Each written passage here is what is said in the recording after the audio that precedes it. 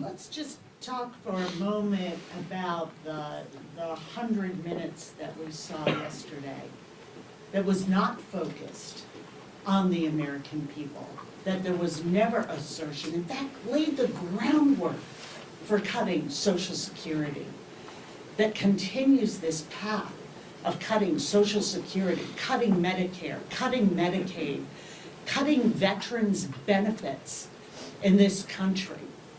We did acknowledge, we always acknowledge, my guest to the State of the Union is a mom fighting for her 4-year-old who has a brain tumor that is rare. You know why she was there and why our hearts go out and are grateful that child that was brought, that we honored last night, survived? Because he had research that makes, when it's not a rare disease, when it's your child. And what are we seeing? What are they clapping for?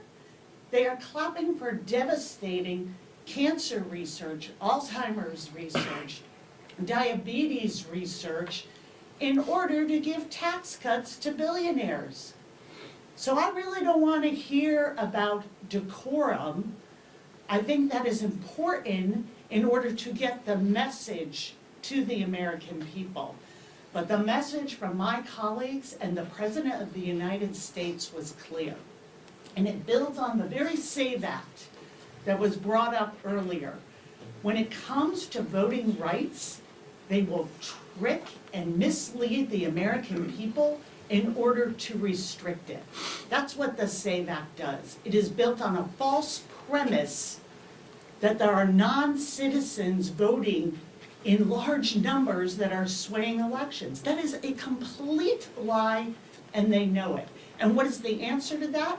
Make it harder for women in this country to vote who changed their names because they got married. That is voter suppression wrapped up in some sort of immigration argument. So I am angry today. I am angry what I saw, that President of the United States, who ran and had people vote for him because he said he was going to cut their costs, he was going to make sure they had a chance at the American dream, has come in with an unelected, richest man on earth and taken a chainsaw to everything we care about, everything the American people put their trust in him to do. It is a betrayal. It is a betrayal.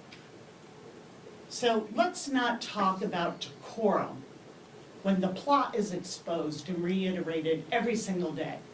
You take people's health care, you take our veterans' benefits, you take funding for our public schools, and you do it all of it, to give a tax cut to the very wealthiest people who won't even notice it, but whose greed knows no bounds.